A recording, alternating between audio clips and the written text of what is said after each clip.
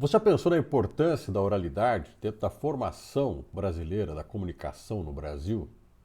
É a oralidade, a conversa de rua, o encontro entre os escravos, as classes populares, que acontecia tanto nos engenhos, nos pátios dos engenhos, à frente das senzalas, nas próprias senzalas, como acontecia também nos espaços agrários, onde isso era permitido, em torno de fogueiras, nas plantações, por exemplo, de cana, onde o cântico na plantação de cana ajudava, inclusive, a você ficar vigiando o lugar quando chegava o capataz, o cântico mudava. Eram códigos criados com oralidade para a organização das pessoas nestes ambientes.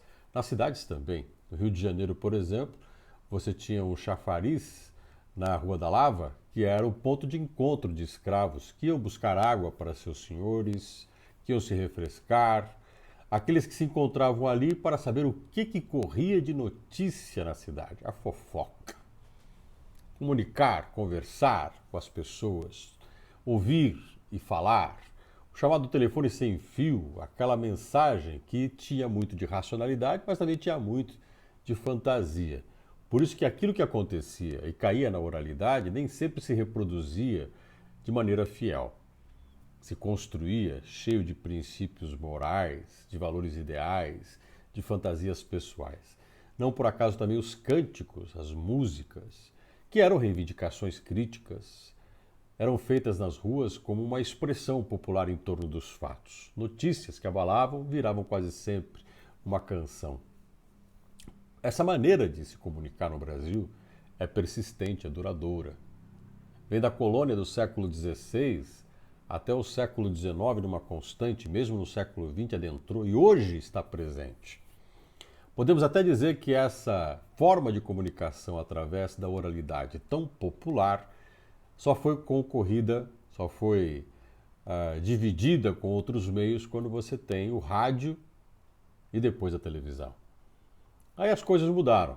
Aí o rádio e a televisão pôde fazer com que a fofoca e o fala e o veja, ver, que a televisão trouxe, se propagar ainda mais. Aí os Brasis que se colocaram à frente dos brasileiros foram muitos, apresentados pelas ondas do rádio ou pela telinha, pela televisão.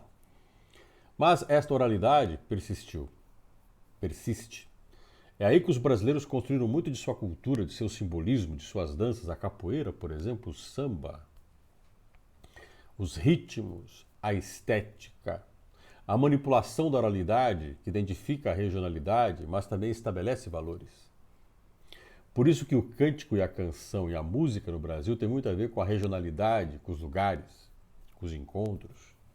Esse tipo de princípio de valor vai ser alterado efetivamente no século XVIII, final do século XVIII, quando você tem a mineração e a mudança da sociedade brasileira, em especial no século XVIII, aprofundado na segunda metade do século XVIII. E aí você tem o liberalismo e o iluminismo, que se propaga na colônia não por, como já falamos, uma imprensa própria, mas por documentos trazidos da metrópole para cá. Isto constrói no Brasil um círculo de pessoas que vem atender aos interesses da mineração, profissionais liberais, médicos, administradores, contadores, advogados, oficiais do exército, pessoas com uma certa cultura, uma formação e uma alfabetização, que lhes permite acesso a documentos escritos. E a partir desses acessos, a troca de informações e o estabelecimento dessa inteligência, desse grupo de pessoas que vão participar de grandes decisões no Brasil, de importantes decisões sobre o futuro do Brasil. É aí que a imprensa ganha força. Os padres, por exemplo, estão quase sempre atrás de uma imprensa, clandestina ou não. No século XIX, fora a imprensa oficial da Gazeta Fluminense, inicialmente editada em Lisboa e trazida para o Brasil, os jornais impressos que vão surgir no século XIX têm vínculos diretos com líderes religiosos, padres, franciscanos, jesuítas, eles que dominam a intelectualidade, a alfabetização e a produção daquilo que é o conteúdo literário. Logo, o Brasil vem carregado de um princípio de valor de observação sobre a realidade com a crença e o modelo religioso. Isso faz parte do cotidiano dos brasileiros até hoje. Então, quando a gente tenta entender a oralidade e como ela se propaga, como ela se identifica regionalmente, a gente entende a força que ela tem como instrumento de comunicação. Essa condição que vai se romper com a transferência da corte portuguesa no século XIX, 1808, o estabelecimento de um governo no Brasil, inicialmente o governo de Dom João VI, e aí a reformulação das estruturas de poder com o estabelecimento de um Estado no Brasil e a construção de um ambiente onde a discussão literária, os debates políticos ganham mais força dentro da língua escrita. E também o registro documental, o discurso oficial.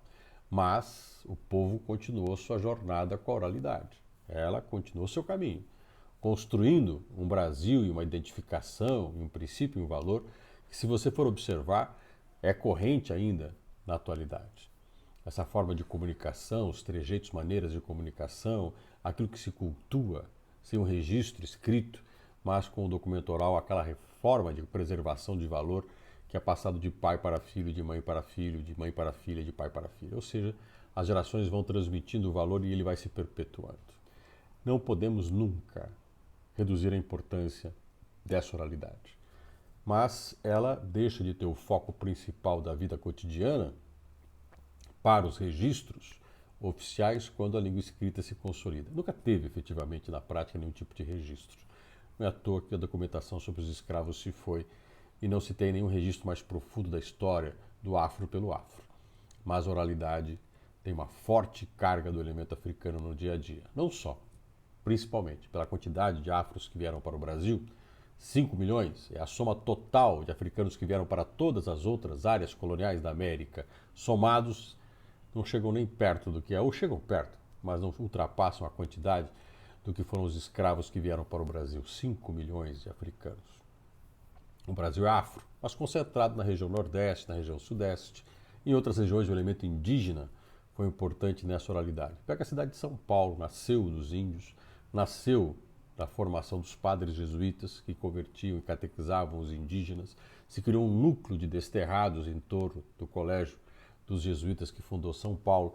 E São Paulo é uma demonstração clara da importância dessa oralidade com a figura do indígena, como foi, por exemplo, a região dos Pampas, no Rio Grande do Sul, o sul do Brasil.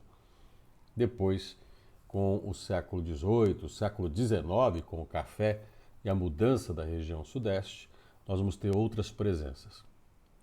Os imigrantes, por exemplo, europeus, uma reformulação dessa população e uma nova forma de expressão com a língua escrita. Os jornais mais populares, os pasquins, ou jornais laicos, enfim, a língua escrita ganha mais força. Mas a oralidade seguiu seu caminho.